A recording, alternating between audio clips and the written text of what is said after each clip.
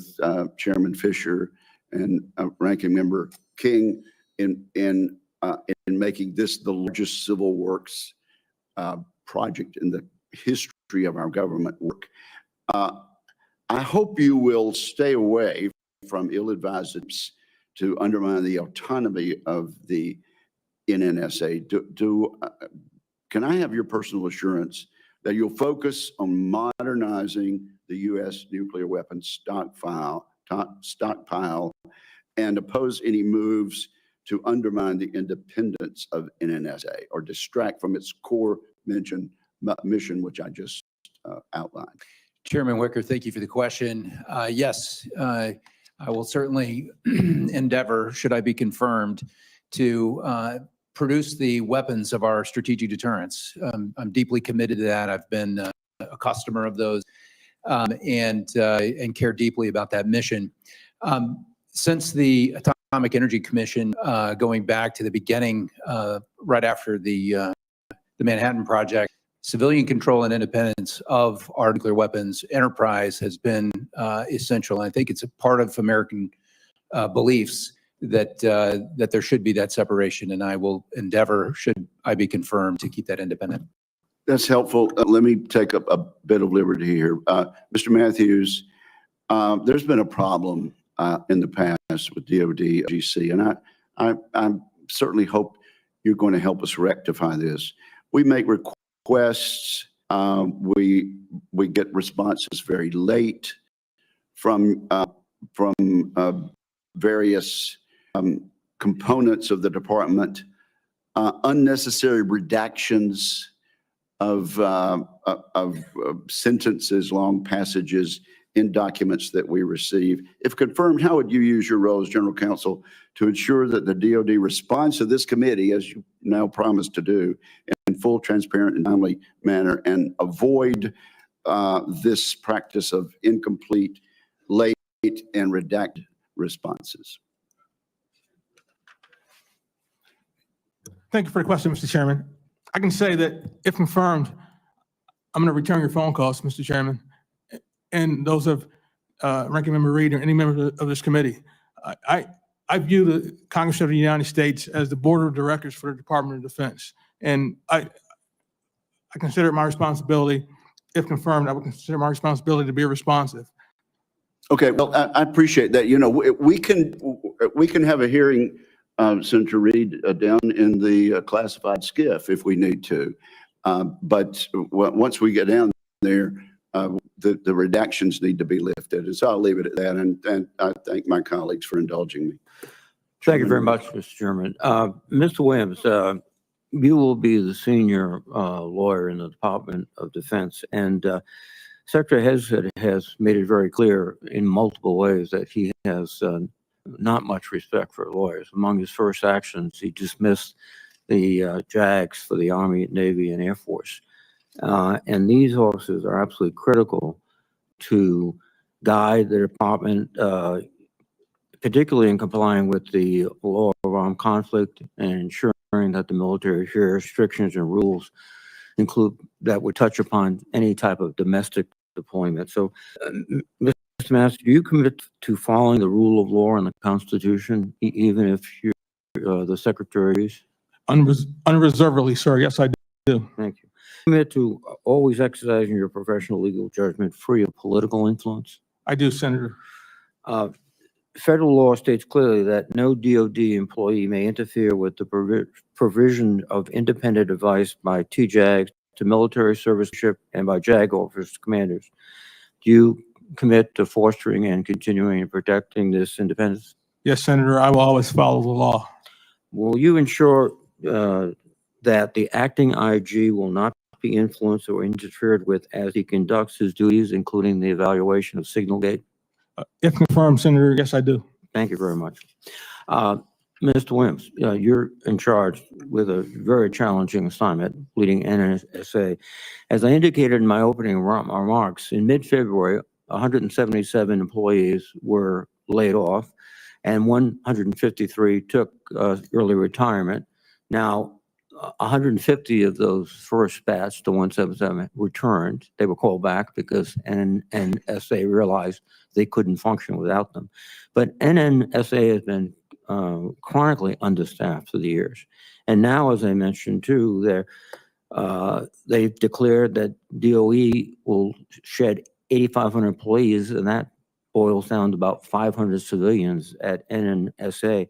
How can you make the organization function when morale has been spiraling downwards because of these personnel changes and simply the lack of personnel?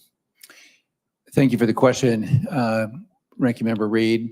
I've read those reports, although I have no firsthand direct knowledge of any of those decisions within the Department of Energy or within NNSA. As I mentioned in my opening statement, the men and women of NNSA are an exceptional organization, I think, actually in human history. And they will be essential to accomplish the scope of the task that's been outlined by this committee, the resources that have been entrusted over the last decade of a real rebuilding of it. And I can assure you that I will advocate for the men and women of NNSA that we can accomplish that mission together.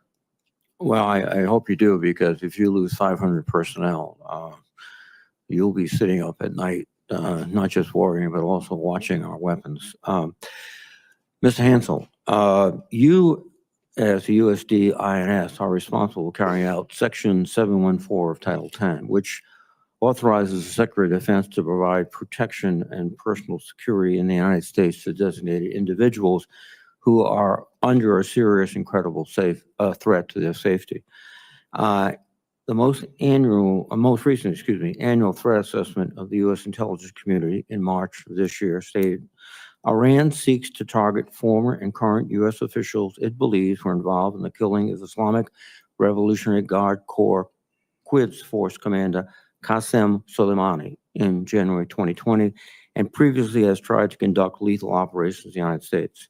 There are two former defense officials, Secretary Esper and Joint Chiefs of Staff General Milley, who have had their protection removed.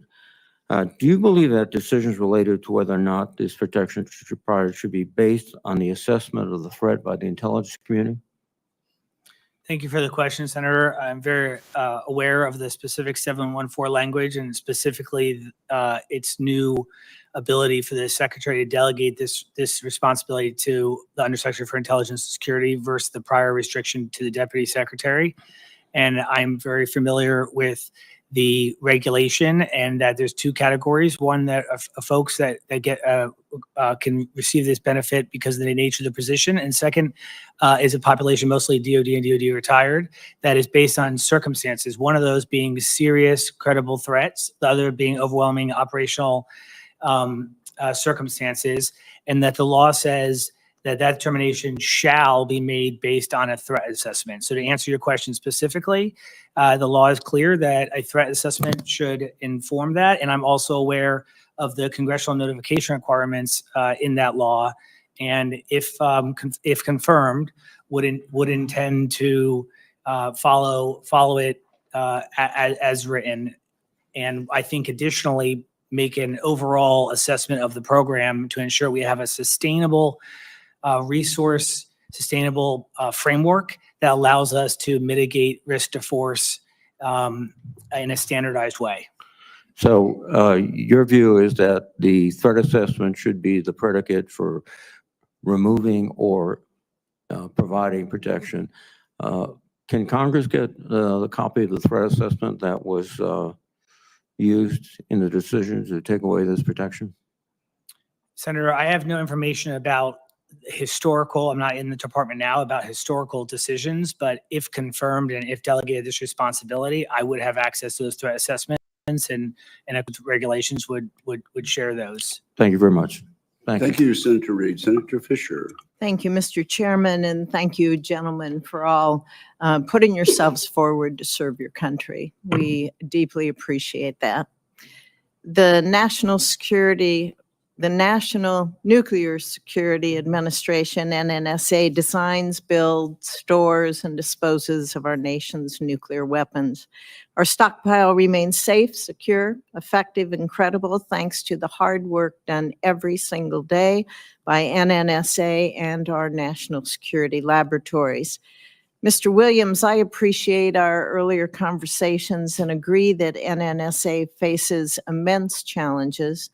After the end of the Cold War, NNSA infrastructure recapitalization efforts were abandoned.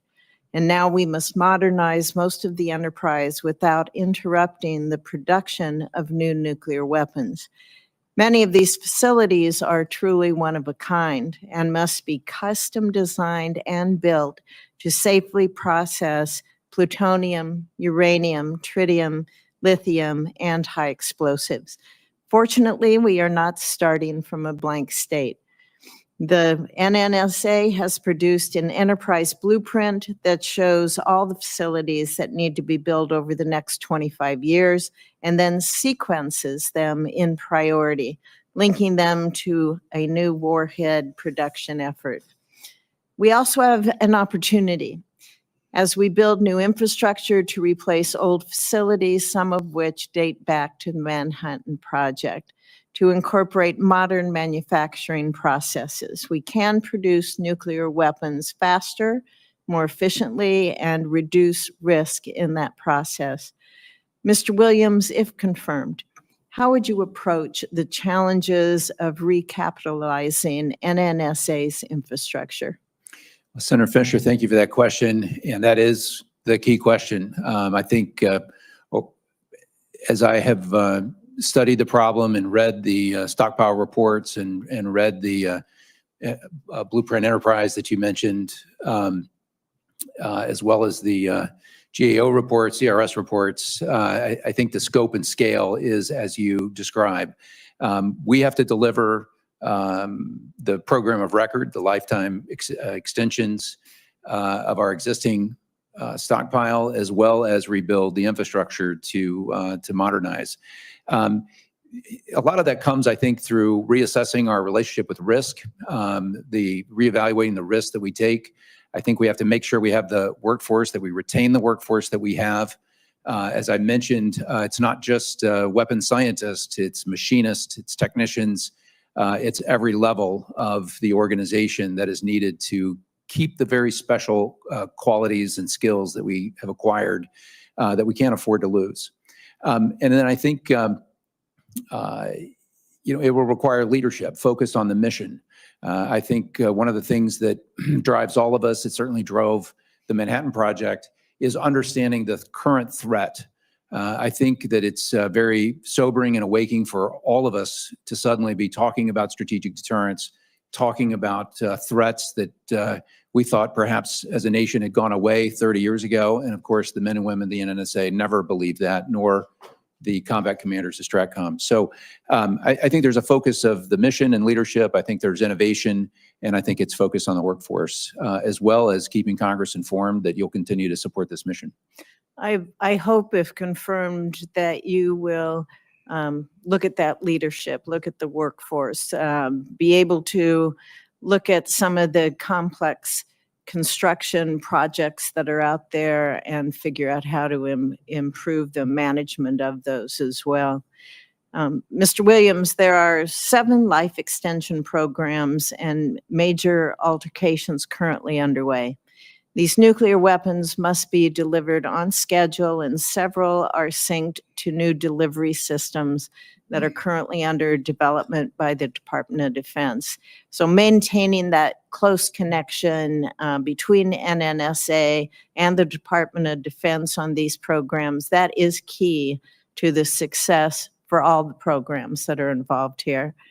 If confirmed, how will you ensure that NNSA fully understands the Department of Defense's requirements for these?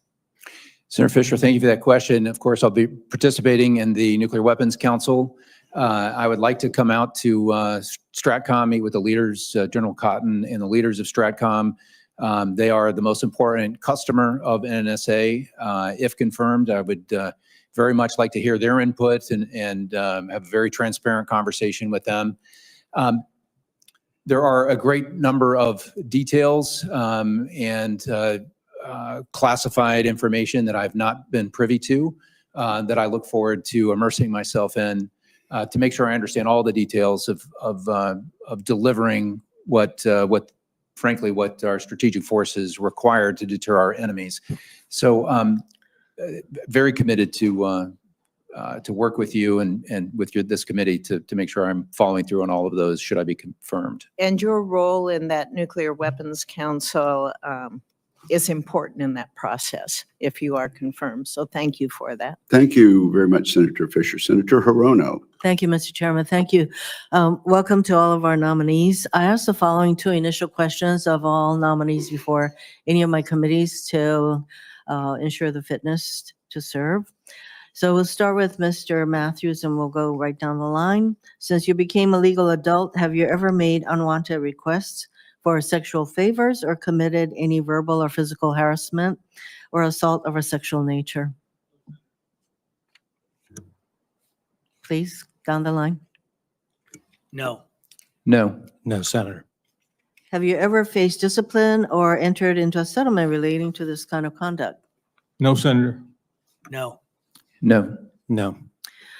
For Mr. Marks, several military training areas very critical to Indo-PACOM. These land leases in Hawaii are set to expire in 2029, right around the corner.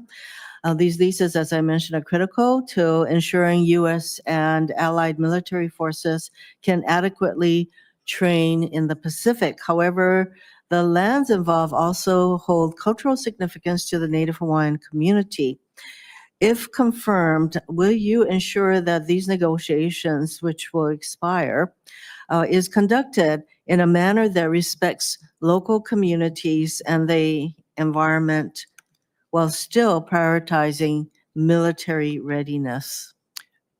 Senator, thank you for that question. I know this is critically important to you. And yes, Senator, if confirmed, I will work not only with the military services, but the local community. Hawaii plays a very strategic role for Indo-PACOM. And I would want to ensure that both the respect of the communities as well as the incredible importance of those training areas is recognized and we find the best possible solution. And in fact, the DoD has recognized the importance of these negotiations, and there is a person named Noah Kalipi who is charged with making sure that these negotiations include the voices of the community. So it's good that you are aware, or that you will be aware of the necessity of how we're going about things. And I would also note that it is very important to the community that these negotiations occur as transparently as possible so that the community feels as though the military is acting in good faith and listening to their voices. Again, for you, the DoD stakeholders are closely coordinating with the EPA, Hawaii state agencies, and the public to complete the closure of the Red Hill bulk fuel storage facility. And you probably are aware that the spills that occurred at the Red Hill facility resulted in some 93,000 people being impacted. They had to go to hotels and find other arrangements. This led to a questioning by the community of how the Navy basically, but to the community, the Navy, it's all the military, was conducting itself. So will you commit to overseeing the safe, timely closure of Red Hill, which will require taking a transparent role with the public to restore the confidence and the trust of the community in the military? Senator, thank you. The transparency is vital to partnership. Good partnership is built on trust and good relationships. And so, Senator, if confirmed, I will commit to work not only with the Navy as this moves forward to ensure we're taking the proper steps for both mission capability and what is in the best interest of the community. And the closing of Red Hill is not over in that there are remediation and environmental issues that still must be addressed. And I would ask that you address them in a timely manner with the resources that will be required. Yes, Senator, absolutely. And in fact, it was just a couple weeks ago, I had the privilege of meeting with the Hawaii Coordination Cell so that they could begin to get me up to speed so that I could understand the issue more thoroughly, and I do appreciate it more deeply. I also want to mention that our military bases, our installations, I should say, are in various states of disrepair, frankly, and especially in Hawaii, which have aging facilities, energy vulnerabilities, and poor infrastructure.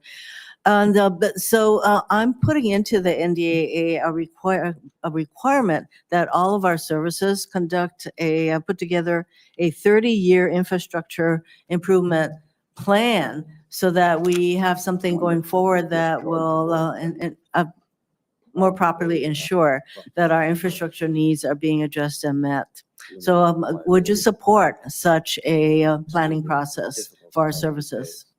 Senator, as a strategist, I believe in long-term planning, and so I appreciate the initiative that you've introduced, and if confirmed, would want to work not only with you, this committee, but the services on a way to achieve how we get a greater future look at the investments on our infrastructure. Mr. Chairman, could I just ask one question of Mr. Matthews? Oh, sure. This won't take long. So I'm glad that you testified that you will follow the rule of law and that the independence of the JAG officers, that's very important. Do you have any concerns about the fact that the military services senior JAG attorneys were fired? Good morning, Senator Hirono. Thank you for the question. Not being in the department, I wasn't privy to the reason for the decision of Secretary Neckstaff to request nominations for the Judge Advocates General. I will say that from my understanding, the Navy TJAG had resigned before the beginning of the administration. So I don't believe it was actually said he was fired. I think the Secretary requested nominations for the Army and the Air Force Judge Advocate General. I think he acted according to law when he did so. So I would say that I share your concern about the independence of legal advice. So Senator you Hirono, can perhaps- imagine we have some concerns about what happened because no reasons were given. Thank you, Mr. Chairman. Perhaps you can follow up also on the record, Senator Hirono. Thank you very much. Senator Sullivan. Thank you, Mr. Chairman, and I want to thank all the nominees and their families.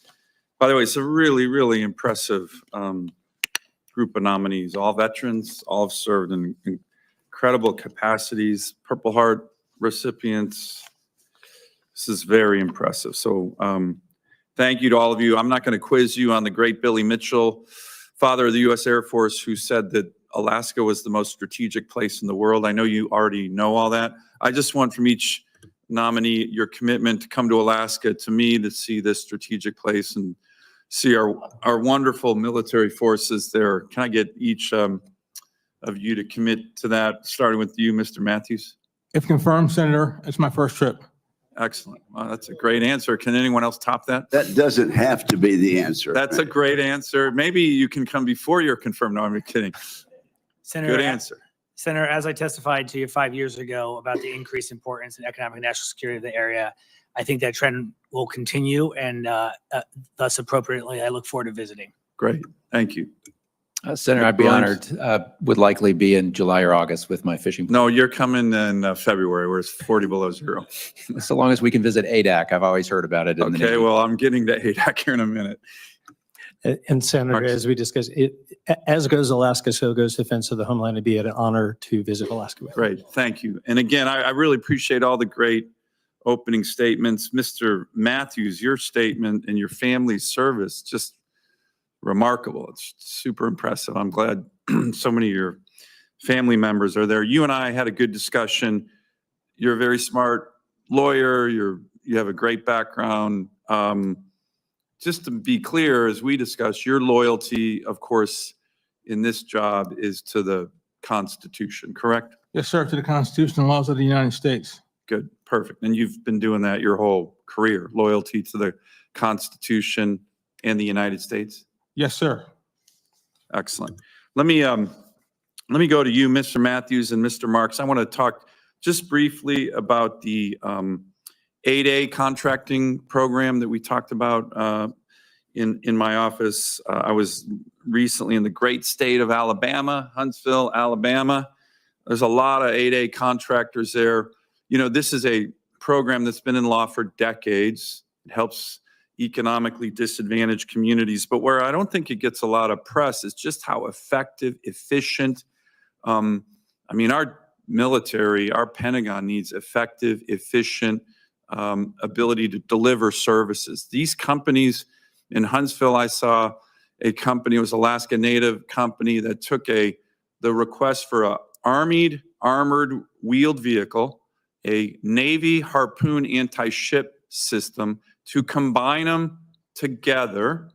They did it in 2 weeks, the design. Then they had manufacturing done where this new system was out on the beaches of Taiwan in less than a year. And the government gets to keep the IP, all done in Huntsville, Alabama. It was unbelievable. The OEMs, the big primes, it would take them 10 years to do something like that. So, Mr. Matthews and Mr. Marks, can I get your commitment to work with this committee? You know, there's some people out there, oh, these are DEIs. This has nothing to do with DEI. This is efficient, effective, good for the Pentagon work. And I just want to make sure you guys agree with me on that. Can I get your commitments on that?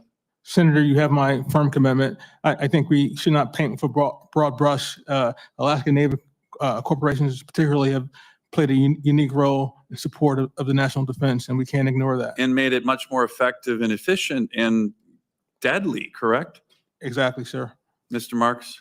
And Senator, if confirmed, you have my commitment. Anything that can get capability into the hands of the warfighter more quickly that helps us defend our nation is of vital importance, and we should support that. Great. Let me very quickly talk about ADAC.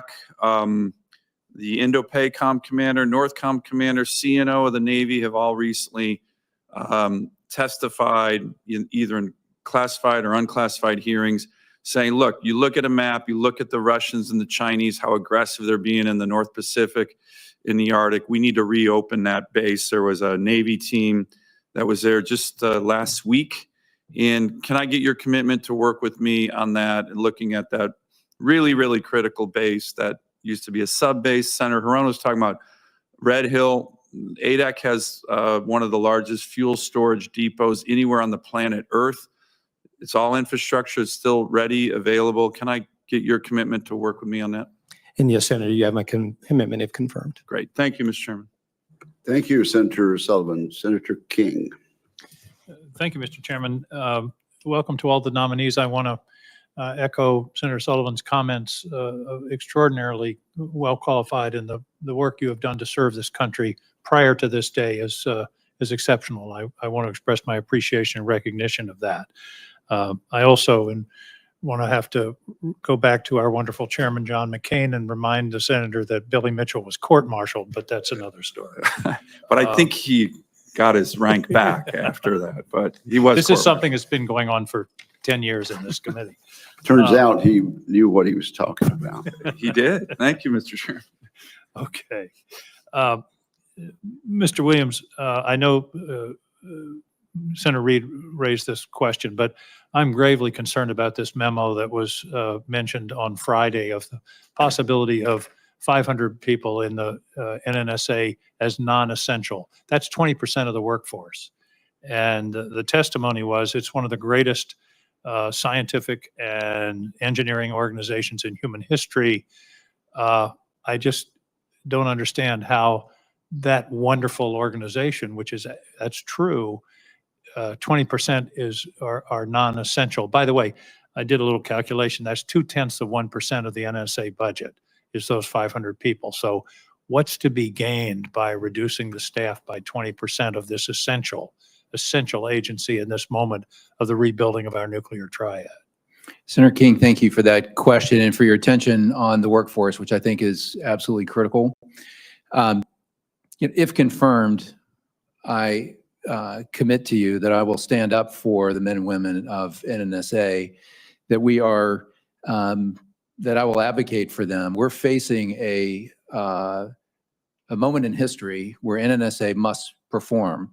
And I think there's opportunities for us to innovate at NNSA, to deliver on the program of record and the expectations that this committee has set, and that will stand up to our adversaries. You're So- absolutely right. This is a no-fail mission.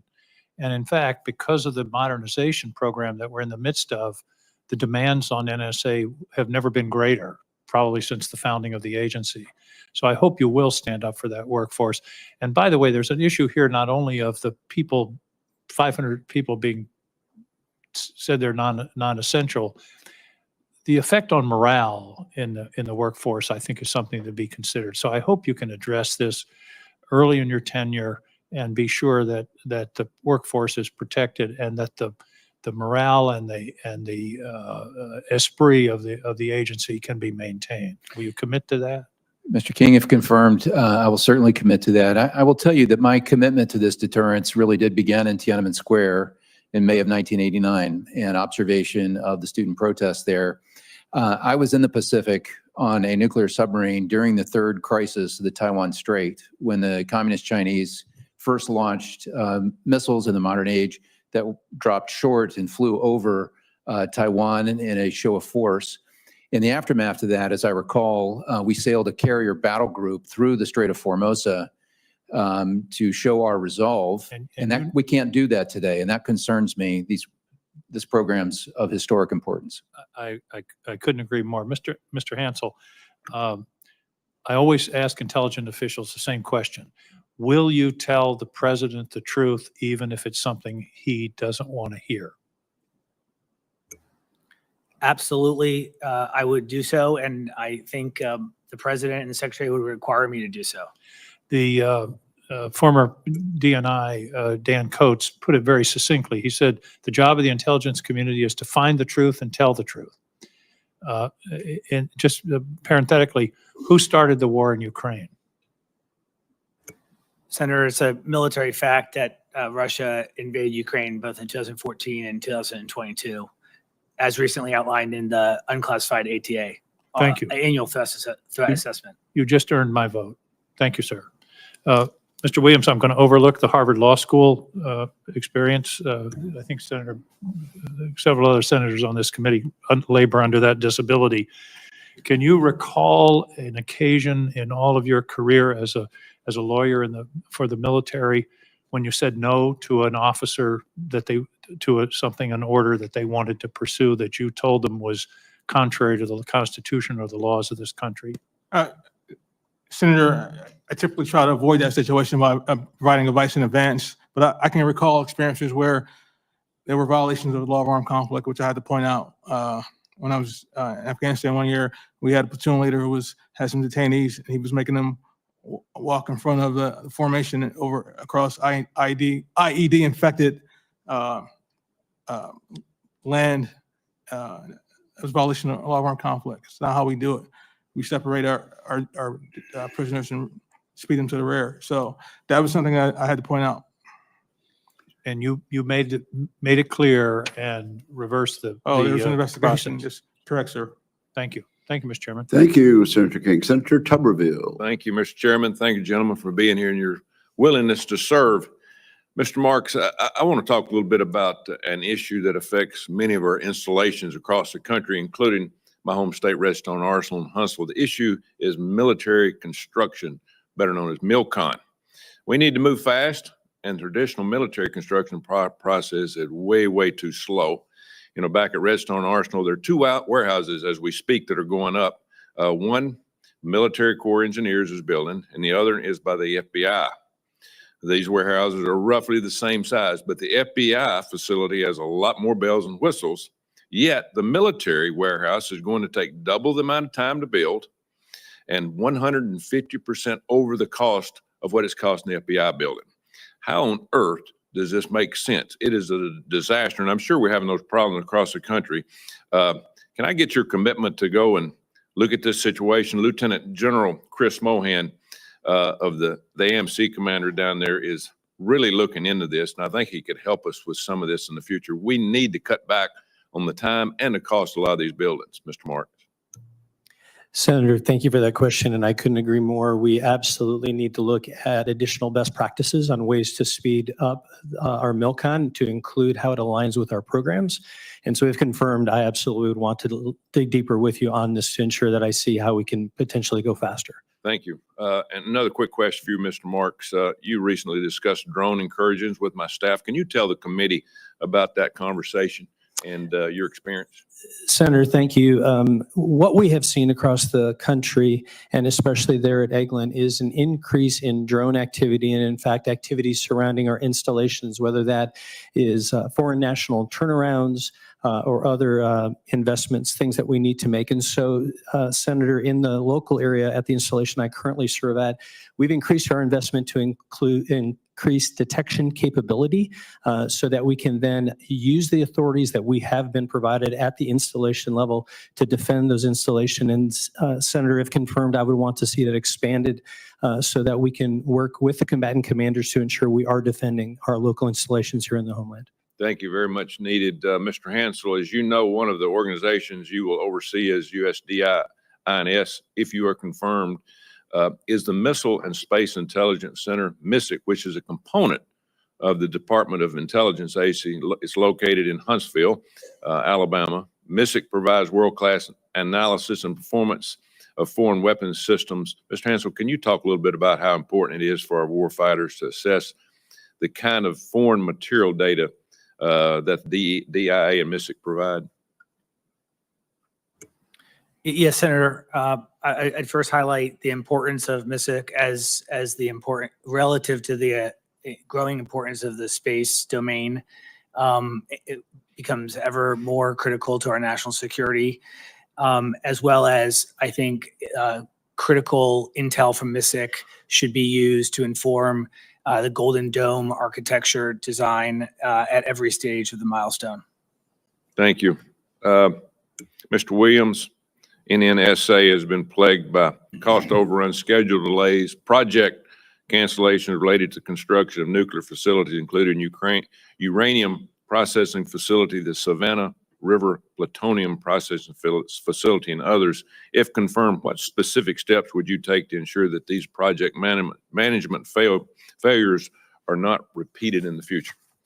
Thank you, Senator. And that is right at the heart to the plutonium pit production that you mentioned in Savannah River as well in Los Alamos, is the critical path to restoring our ability to make new nuclear weapons and to ensure the long life extension of our existing stockpile. There's a number of details, a number of classified details that I've not been briefed on in that, but that is, I commit to you, should I be confirmed, that is absolutely a commitment to get that back and to deliver, for the weapons programs. Thank you. Mr. Matthews, if confirmed, what role would you have in advising the President and the Secretary on reforming the JAG Corps? Whoa. Thank you, Senator, for the question. If confirmed, I would be a legal advisor to the Secretary of Defense and not to the President unless he asked me. But if the President were to ask me, I would consider the question he asked, and in light of the facts and information available to me, I would make a recommendation. The JAG Corps, the Army Judge Advocate General Corps, the Joint Force JAGs play an important role in ensuring the delivery of military justice, ensuring compliance with the law of armed conflict, and a whole myriad of activities. And so it's important that we get it right. Thank you. Thank you, Senator Tuberville. Mr. Marks, are you going to visit Huntsville before or after you visit Alaska? Just take that for the record. Senator Warren. Thank you, Mr. Chairman, and congratulations to all of our nominees. So after a 2018 Reuters investigation found that military families were living in homes that were filled with mold, pest infestations, and other safety hazards, this committee opened an inquiry and instituted a slate of reforms in 2019 to hold private military housing contractors accountable.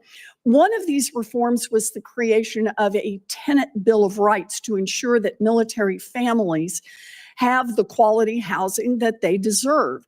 Another was the creation of a public database for military families to report when their landlords fail to provide that quality housing.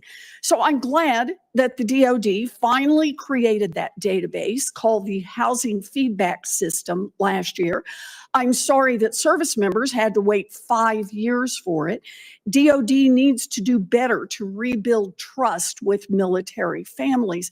Mr. Marks, if you are confirmed, it will be your job to make sure that service members and their families have, quote, safe, high quality, and affordable housing. So will you commit to preserving and using DoD's housing feedback system to hold private military housing contractors accountable? Senator, thank you for that. And as someone who has been a military housing resident, I greatly appreciate the additional oversight to include that database, which has been implemented. And I've watched that roll out at the local installation level. You, if confirmed, you have my commitment. We will continue to build transparency and trust with our residents. We owe them that. Good. I appreciate that. And I appreciate your strong response here. So while the reforms we've put in place are an important start, military families are still being treated like second-class citizens by unscrupulous landlords. At Fort Belvoir, the housing conditions in these private homes were so reprehensible that families couldn't even live there. But the families had to continue paying rent for their unlivable homes while they made do in temporary housing. Mr. Marks, do you agree that military families deserve the same tenant protections provided to their civilian neighbors?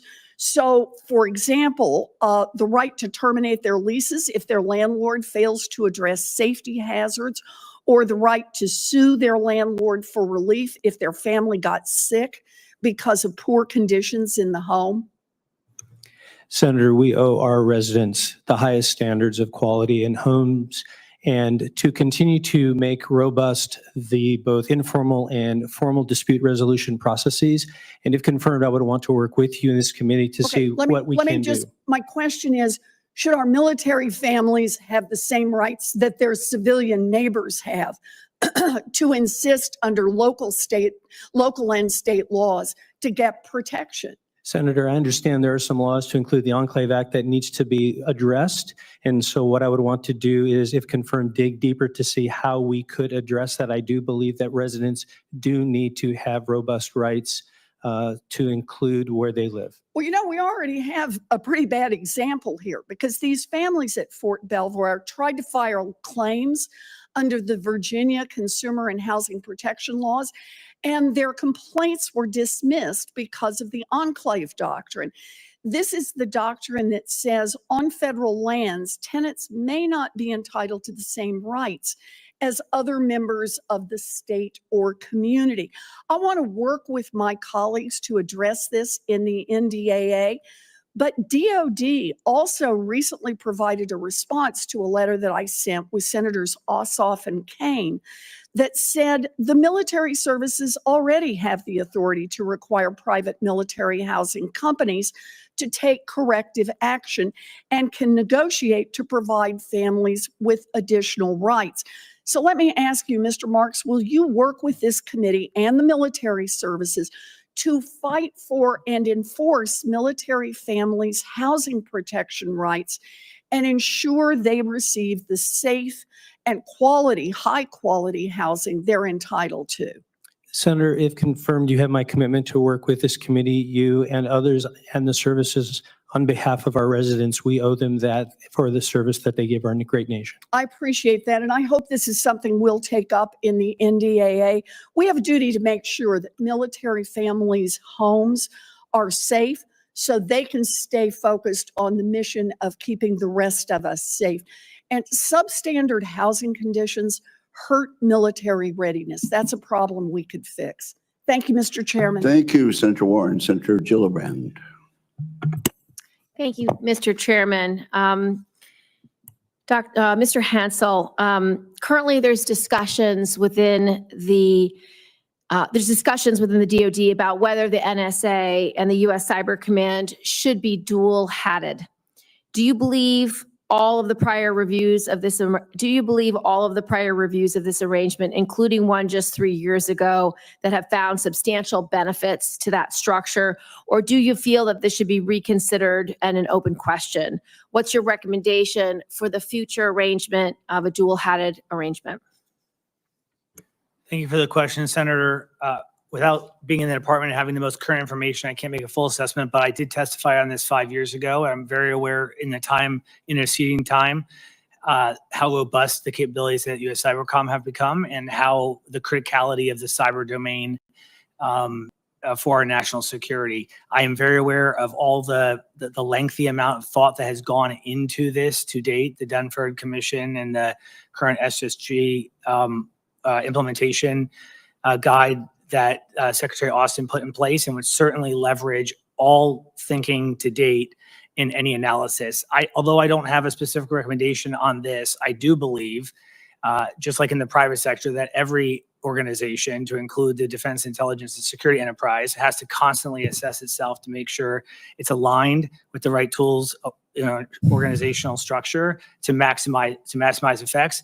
I would just note that I'm very aware of this committee's language, that any recommendation to change the dual hat comes with a need for both the secretary and the chairman to certify no degradation in operational capability to Cybercom for our national security. And certainly, if confirmed and I conduct a review, would advise the secretary accordingly to that. OUSD is one of the full-time participants of the DoD's cross-functional team for anomalous health incidents. A DoD Inspector General report from March 23 recommended a review and update any applicable counterintelligence guidance and policy documents to address AHI-related information and counterintelligence. To my knowledge, this has still not been completed. Will you commit to reviewing and implementing the recommendations of the DoD IG report? I will, Senator. I think it is absolutely critical. I know firsthand the importance of taking care of those that are willing to put themselves on the line in the service of our country. And if confirmed, I would ensure that the Defense Intelligence Enterprise continues to make AHI a counterintelligence reportable event so that we can determine any relatedness to foreign intelligence service activities. Thank you. Mr. Matthews, Secretary Hegseth just took the unbelievable action of firing the judge advocates general of the military departments. These senior military lawyers were put in place to provide independent legal advice. The law currently states no officer or employee of the Department of Defense may interfere with the ability of a judge advocate general to give independent legal advice.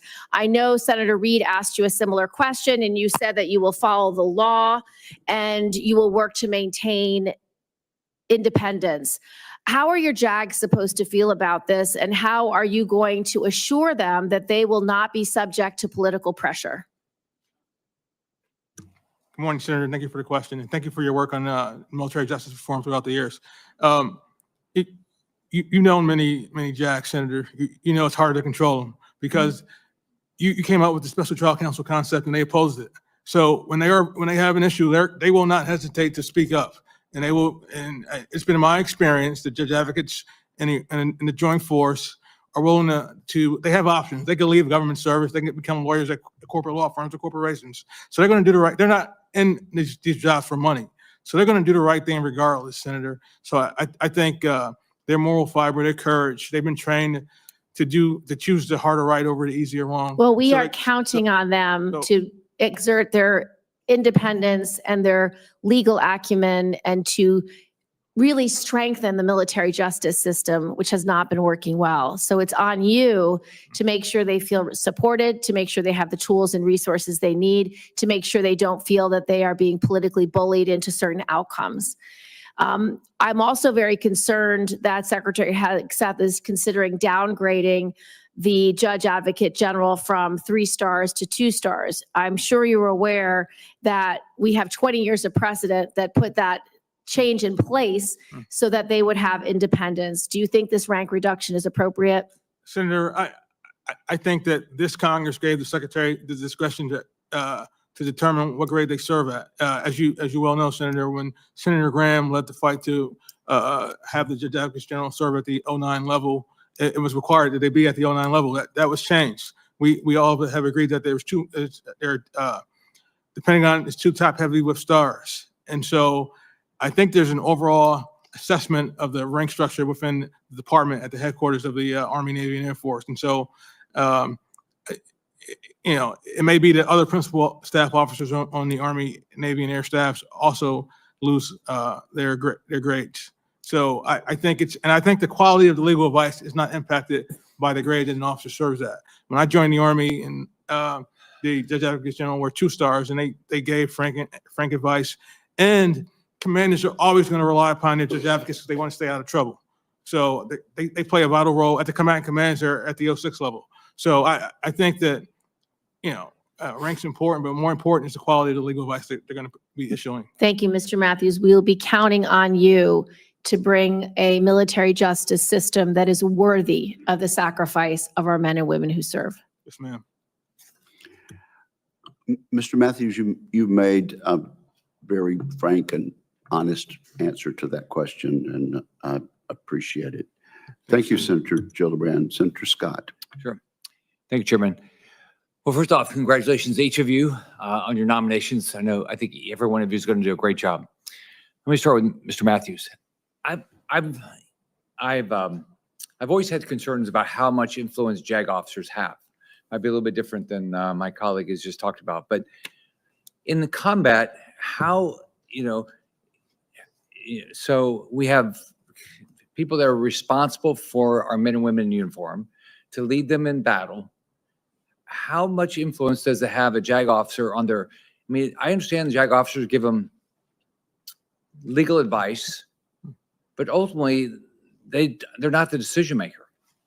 And just you keep hearing stories that the lawyers are running every time that we have to go. We put men and women in harm's way. If we're going to put men and women in harm's way, I want somebody that's a warfighter rather than a JAG officer to be the one that's making the final decision. So how does it actually work? Thank you for the question, Senator. A couple of things. One, JAG officers are warfighters. We who wear the uniform, we're part of the joint force. We're soldiers. We want to destroy the enemy just like anybody else.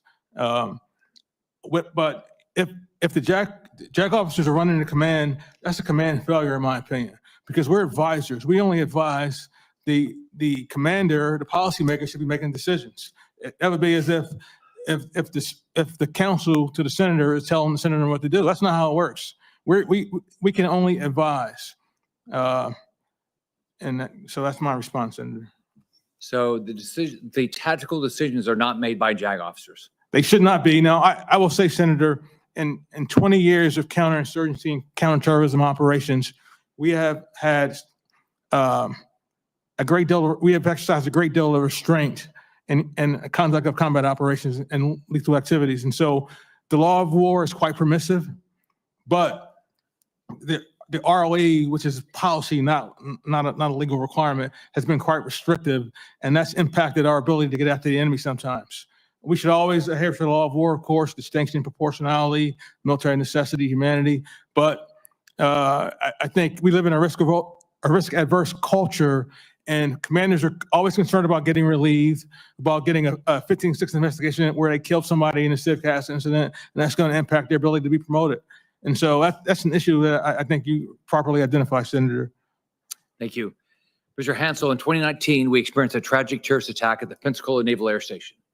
After that tragic day, I fought hard as Florida's senator to get legislation passed to ensure we properly vet every foreign national, regardless of their country of origin or any partnerships we have with these countries. I was glad that we were able to make this, get this become law, but we have to remain vigilant. Can you discuss how we can continue to expand security on bases and protect the brave individuals of our military forces and their families? Absolutely, Senator. Being from the Panhandle, very aware of the incident in your fight for the legislation after it, if confirmed, as part of my. Because you know what was happening, it was the military wasn't deciding who was allowed on our base. The State Department was making the decision about who was allowed on our base, not the Department of Defense, which made no sense at all. as I testified before, and I assume I will more today, is it's these seams in government that we have to really be careful of. And I think after this legislation, though, it's very clear about the vetting requirements needed for military, for international military students. And I would say, as disturbed as I am about the status of our vetting, security clearance vetting capabilities in the department right now, there can be no exception about the application of them in securing our personnel. And I would just say, in addition to, since that incident, there's been new threats arising, and one that is of a concern of mine is this threat of UAS on our installations, and would certainly work with my colleagues in policy and the counter USX task force to best address that. Thank you. Mr. Marks, constantly we get reports that our military is not ready to go to battle today. If something happened today, they're not ready to go to battle. So what are the things that you can do to make sure that our men and women are prepared? Senator, I greatly appreciate that question. And one of the greatest ways that I believe that we can help our service members is to ensure that the places that they live and work are of a high enough standard and quality so that they're not distracted by the things that would take them from their mission preparedness to ensure that they're 100% ready to go do the work that they need to do. Thank you. Thank you, Chairman. Thank you, Senator Scott. Senator Rosen. Well, thank you, Chairman Wicker, Ranking Member Reed, for holding this hearing. And I want to thank Congressman Williams for meeting with me last week. Thank you. I'm going to direct my questions to you, Congressman. The Nevada test site, now known as the Nevada National Security Site, NNSS, but we really still call it the test site in Nevada, so I'll defer to that. Well, it is larger than all NNSA sites combined. And to the ranking member, our sites, it's equivalent to the size of the state of Rhode Island. So, but High tide or low tide? we'll strike that from the record. There you go. Anyway, the Nevada test sites played a critical role in nuclear weapons development. It was ground zero for the majority of the United States explosive nuclear testing from 1951 to 1992, when 100 atmospheric and 828 underground tests were conducted. During this era, which we must not ever return to, millions of people and acres of land were contaminated by radiation. Since President George H.W. Bush signed the moratorium in 1992, the NNSA has utilized the Stockpile Stewardship Program in Nevada's underground laboratory to conduct subcritical experiments to certify the reliability, safety, and effectiveness of our nuclear stockpile. What we're doing in Nevada is working. For decades, the directors of the national laboratories, the commanders of U.S. Strategic Command, the secretaries of Defense and Energy, including through the entirety of the first Trump administration, have annually certified the military effectiveness of our stockpile. Nonetheless, some in President Trump's orbit have suggested that the U.S. should resume explosive nuclear testing. Can you imagine that? Despite no evidence supporting this position. And if it is above ground explosive testing, the amount of exposure and destruction would be felt worldwide. So in addition to placing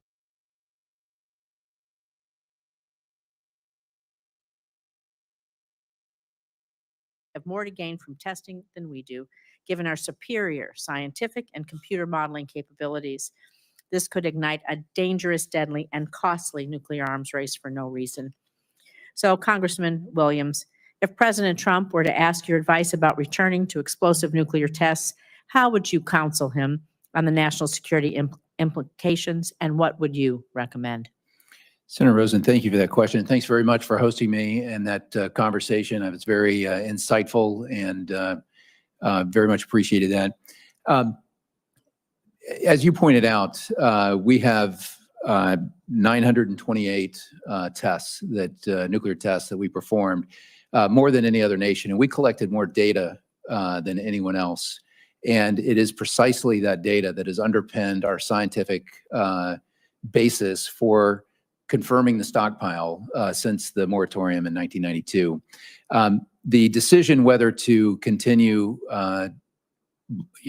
testing um, critical testing, supercritical testing is, would certainly be above my pay grade, should I be confirmed as the Would administrator you of NSA. recommend explosive nuclear testing in place of our subcritical testing that we do at the U1A tunnel effectively in all of these years? And sorry, to get to my answer is I would not advise Thank you. testing, and I think we should rely on the scientific information. Thank you. I'm going to stay on this because resuming explosive testing at the Nevada National Security Site would risk severe economic and environmental impacts, not just in Nevada, but primarily in Nevada, placing more than 2 million people at risk who live in Las Vegas, and not to mention the downwinders states going east.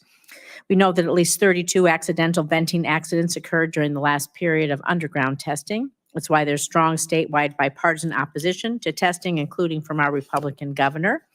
So again, Congressman Williams, how would the risks of radiological release and groundwater contamination posed by underground nuclear testing, along with the risk to Las Vegas economy, feature in your advice to the president if he were even to indicate interest in resuming even below ground or any type of explosive nuclear testing? Senator, thank you for the question. My primary concern would be for our deterrence, that we're deterring our enemies. The environmental impact, of course, would be very important and impactful to the citizens of Nevada. And I think before those kinds of activities were to take place, particularly so close to a populated area like Nevada, those would be very important considerations. Thank you. Thank you for your time. Thank you. Yield back. Thank you very much. Senator Kelly. Thank you, Mr. Chairman. Mr. Hansel, as Undersecretary of Defense for Intelligence and Security, you would be responsible for the overall security of classified information. And recent reporting has highlighted that foreign governments are increasingly trying to exploit recently fired probationary federal employees for classified information. And as you know, some of those probationary employees have actually worked for DOD for some period of time. If they were promoted, they go to the probationary status. And our national security secrets are more at risk now because, this is my view on this, because of this administration's sledgehammer approach to our federal workforce. And this is not about the loyalty of our civilian service, but rather about the careless manner in which they were being fired. And while this isn't a new problem, this administration's actions have made it a bigger one. So already we were aware of an ongoing effort by the PRC to contact and recruit members of the U.S. military to learn how our military operates so effectively in certain areas. Certainly combat aviation is one of those. And we have an edge because of our training and our tactics and our long history, especially in combat aviation, but in other areas as well. We should not be making this information available to our adversaries. So last year I introduced a piece of legislation called the No Work with Adversaries Act with Senator Cotton to help try to tackle this problem. And I'm going to be introducing this legislation again next year.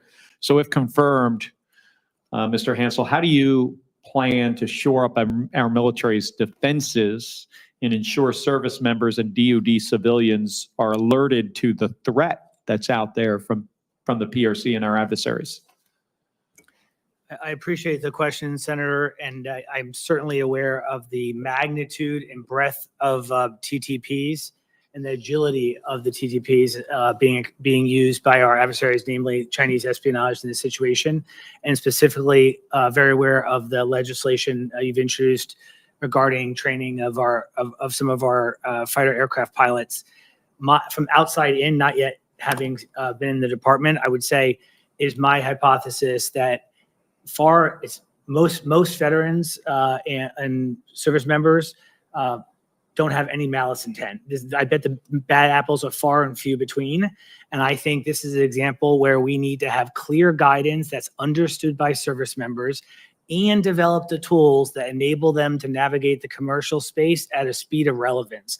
I am very concerned about the department's ability in foci identification and mitigation along a slew of variables in the industrial base, but this would be a perfect example reading the legislation about not only pass-through entities, but the amount of subsidy that triggers the legislation is something that I think we have a burden to provide the service members the tools to do the right thing, which I think is their natural instinct. Yeah, I agree with you. Most service members do not have any intent to share information, though just one, the right person with the right knowledge can do significant damage to our national security. I think it's also important that everybody understands that the risk is out there and the PRC is actively trying to recruit.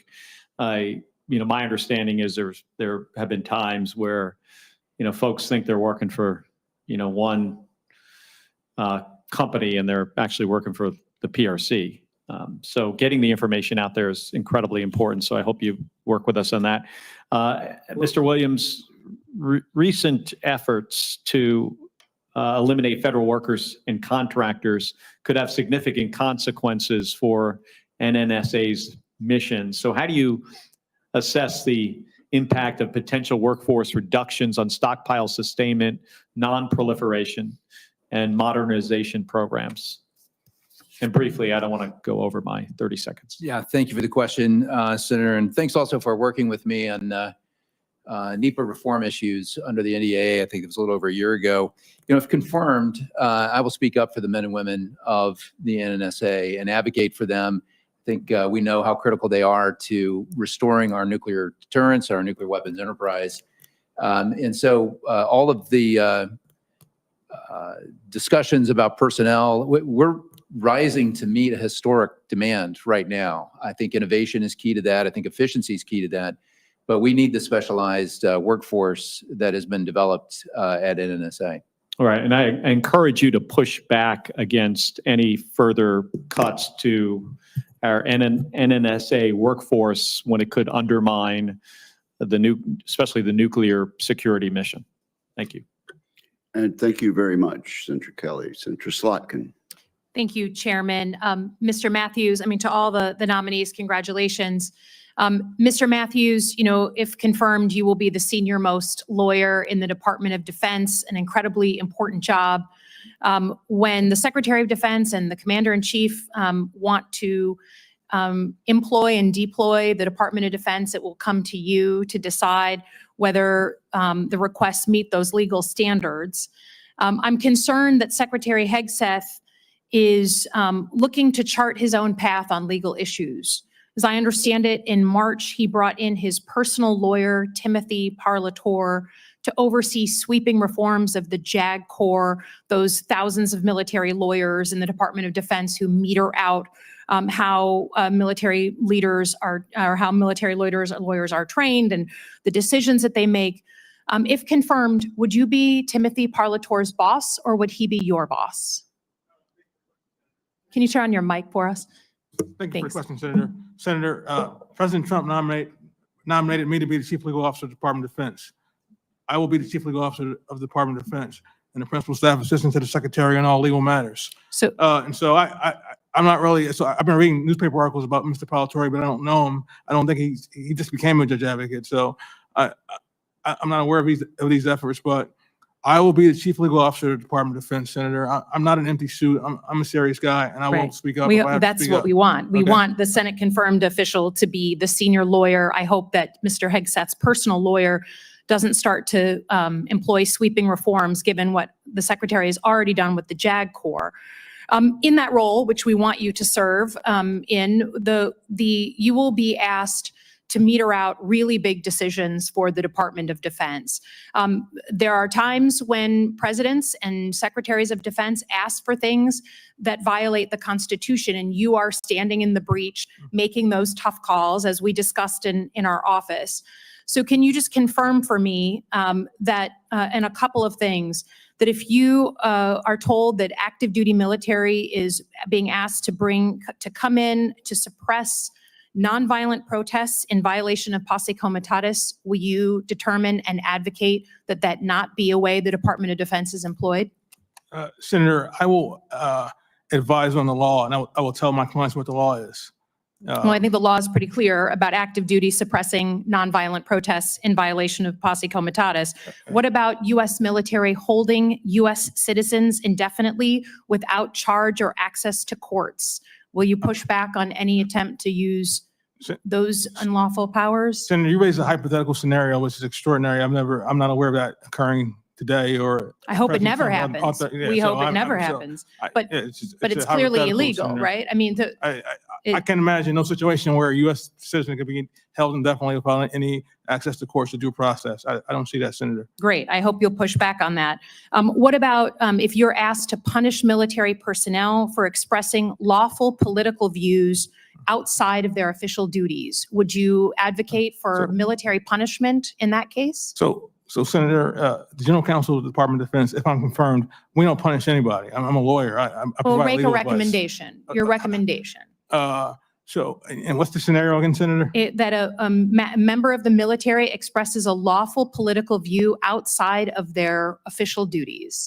I think lawful political views in the eye of the beholder, Senator. As you know, members of the joint force, of the armed forces have truncated First Amendment rights. So if they're making disparaging remarks about members of the Senate or of the Commander in Chief, that's an issue that we need to study. If So in I- their I- private life, they express a view that they might consider voting for a Democrat, is that something you would recommend advocating some sort of reprimand for? Senator, I don't have anything against Democrats. No, I'm not to be Good. flippant, but no. It's a hypothetical, but I Sure. can't imagine a scenario like that, Senator. Well, I mean, we see four-star generals being fired because of their alleged views, right? We're seeing people removed, JAGs, people I'm assuming you've served with for years, be removed for doing their jobs because they don't comport with the political views of the Secretary of Defense. So it's not a hypothetical to ask whether someone's going to be punished for their political views outside of work. Senator, I haven't seen any evidence that the JAGs were removed because of their political views. I've not seen that. Okay. Maybe you have access to stuff I haven't seen. Well, I think can we agree it's highly unusual to remove that many JAGs at one? Have you ever seen in your career the removal of that many JAGs at one time? Again, Senator, one. Just one- have one you of- ever seen it? You've been there for a long time serving. I have not seen it in my career, but I will tell you this, that one of those certificates general resigned before the administration even started. So we're talking about two people, Senator, and the actions taken by the secretary were lawful to my understanding. I'm out of time, so I yield back.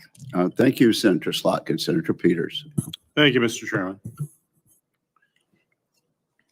Mr. Marks, in response to an advanced policy questions that was posed by SAC, you indicated that you would, quote, continue to aggressively address PFAS in a comprehensive manner across the department.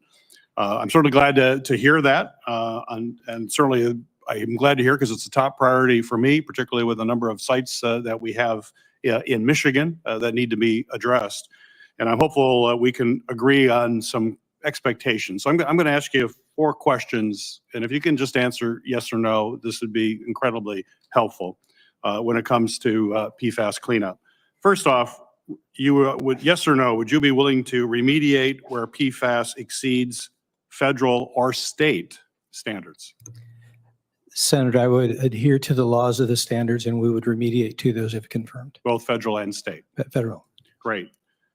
Cleaning up to the extent that meets both federal and state PFAS standards to ensure PFAS safety? And again, we want to clean up to the standards as indicated by law and policy. And next, ensuring remediation is completed efficiently and effectively? To the degree possible, absolutely, Senator. And finally, improving transparency and engaging with community stakeholders throughout the process. Senator, transparency is key, and yes, if confirmed, we would want to uphold that. Great, and transparency is essential. One of the frustrations we've had is the communications in our local communities, and I would hope that would be different if you are confirmed. Again, Senator, you have my commitment. If confirmed, we'll work hard on transparency. Great, thank you. Mr. Hansel, congratulations on your nomination. I'm glad that we were able to meet in my office prior to this meeting and talk about priorities related to technology acquisition process in the intelligence community. As we discussed, if you recall, in my office, the bulk of new information technology development in the commercial sector is the DoD's traditional acquisition practices. and we think they need to be updated and streamlined to quickly adapt and to integrate to commercial technologies that are advancing a whole lot faster than we're seeing in the traditional sources. But this kind of change is particularly challenging for the IC community, given the needs for additional safeguards and classification. So my question for you, sir, is if confirmed, how will you work to speed up commercial technology adoption? Senator, thank you for the question. It's very aware of it in my private sector experience. I've seen the challenges highlighted in the Forge Act. As an advisor to DoD IC clients, I saw firsthand the opportunity costs of not enabling decisive action. And in advising private sector clients trying to do business in the intelligence community, the Defense Department, I saw the loss of effects of not being a good customer and not cutting the red tape. I agree with you. In areas with more classification, these problems are exacerbated. And I think we certainly, the first thing I would do is in line with the Forge Act, but I think we need to be more aggressive, is make sure there's not an overclassification. I've seen too many times where folks are using overclassification as a barrier to entry to deter competition. And that is not getting the best effects downrange for the warfighter. We have to stop that. Another example, the red tape is, when between an FCL accreditation, SCIF accreditation, security clearance backlog, when in the private sector, it sometimes is better to buy a company for accreditation than to go through the process. I think we can agree the process is extremely broken. And what I would do, I think top two things I would do is one, I think that there's an incredible amount of people out there that want to provide services to the intelligence community and defense department, but don't understand the problems which exist because we've overclassified them. And so I would work to build bridge with leaders in the inside industry. Great. Well, I look forward to working with you if confirmed on all of that. Thank you, Senator. There's a lot to do there. Mr. Williams, the National Nuclear Security Administration, which you have been nominated to head, is responsible for a lot of very big things, as you know. First and foremost, maintaining and enhancing the safety, security, and effectiveness of our nuclear stockpile. It's a big job. And yet we have Elon Musk and his Doge that have made, unfortunately, this agency a top target for staffing cuts, which to me, and I think many Americans believe is reckless. So Mr. Williams, how can the National Nuclear Security Administration protect our most sensitive nuclear assets and meet its additional responsibilities without sufficient staff? Thank you, Senator, for the question. I think, of course, I'm not in the department, so I'm not really familiar with what the plans are. I'm not familiar other than the news reports. However, I will commit to you that should I be confirmed that I will be an advocate for the men and women of the NNSA. They comprise a unique workforce at a unique period of time when we have to meet the mission of reconstituting our nuclear weapons enterprise. So that's my commitment, Senator, that I'll be an advocate on behalf of the men and women of the NSA. So I'm out of time, but just real quick, if confirmed, will you allow Doge to dictate staffing decisions in your agency if confirmed, or will you push back? Senator, I'm not aware of how Doge operates, but the NNSA Act by Congress puts personnel issues under my authority should I be confirmed as the administrator, and I will be certain to protect and exercise that authority that's given by Congress. Very well. Thank you, Mr. Chairman. Senator Shaheen. Thank you, Mr. Chairman, and welcome to all of the nominees this morning. Mr. Marks, the former Pease Air Force Base in New Hampshire was one of the first places where PFAS was discovered after the base had been closed. It contaminated the water supply for the city of Portsmouth, and the Air Force was very responsive in coming and helping the city deal with that, put in carbon filters on the wells so that the water was cleaned up, and now they have been cleaning up the groundwater since then. So I was reassured to hear your responses to Senator Peters about your commitment on PFAS. But I am concerned with reports that I'm hearing from New Hampshire, from those people who are part of the Restoration Advisory Board that DOD's travel policy restrictions are hindering public participation in community PFAS engagement meetings. So again, I was reassured when you committed to supporting community engagement on this issue, but do you agree that there is a responsibility to meet regularly with those restoration advisory boards, and if possible, to do that in person where possible, so that it increases transparency and engagement with communities?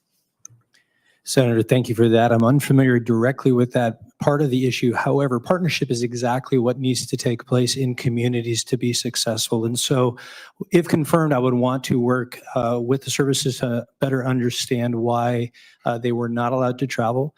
I understand the orders that have come forth on that, but my understanding is also that mission can go forward. So I would like to dig deeper if confirmed to understand more, but it would be my encouragement to have those in-person meetings. I think they're the most effective methodology.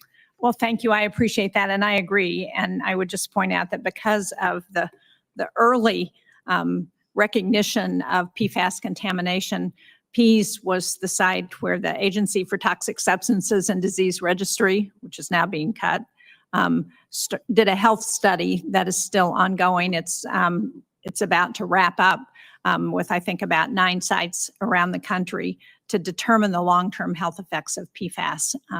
But for us in New Hampshire, the impact from the former Pease Air Force Base has been significant because there were 2 child care centers that were affected by the contamination, and parents were very concerned about what that impact will be long-term on their children. Mr. Matthews, I understand you were present in meetings at the Department of Defense on January 6th, and that you subsequently wrote a report outlining fallacies in previous testimonies to Congress. I appreciate that, but I'd like to know how you intend to ensure that all DOD attorneys provide legal advice that's free from political influence. Thank you, Senator. Senator, I think that's the standard. That's the expectation, that they will be free from political influence. That's your job. And so I will reinforce that requirement for the department to the extent I can, as that, if confirmed, Senator. And you are a member of the Army JAG Corps, is that correct? I'm a reserve officer in the Army JAG Corps. Yes, ma'am. Well, I'm sure you're aware that the Secretary of Defense fired the Army and Air Force JAGs at the beginning of May, starting at the beginning of May. A number of my colleagues on this panel have requested answers for why that happened.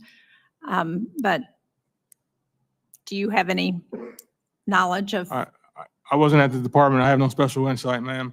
I do know that my understanding was that Secretary Hegseth announced that the president will be accepting nominations for those positions, Air Force and Army and Navy Judge Advocate General, and that the incumbents for the Army and Air Force did resign after it was announced that nominations were being sought. But I have no insight into why that occurred.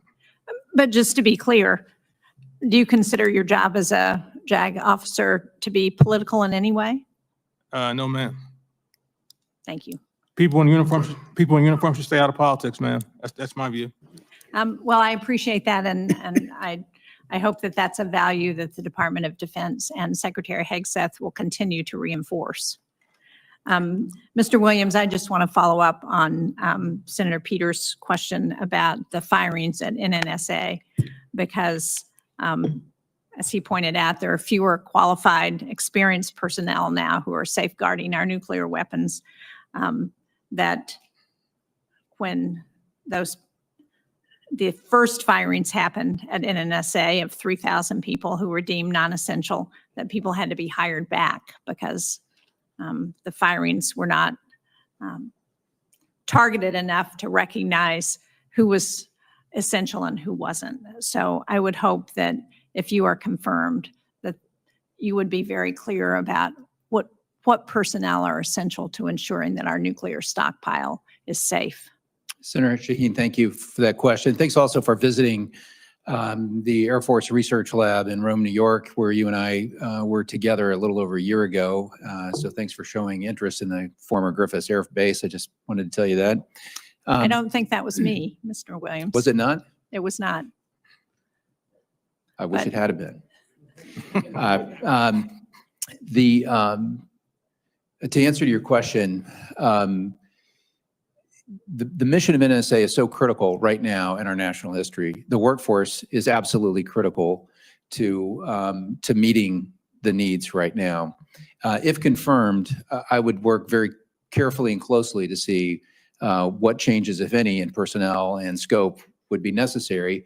Honestly, I would welcome analysis and evaluation of, are we innovating? Are we spending money at NSA in the optimal way?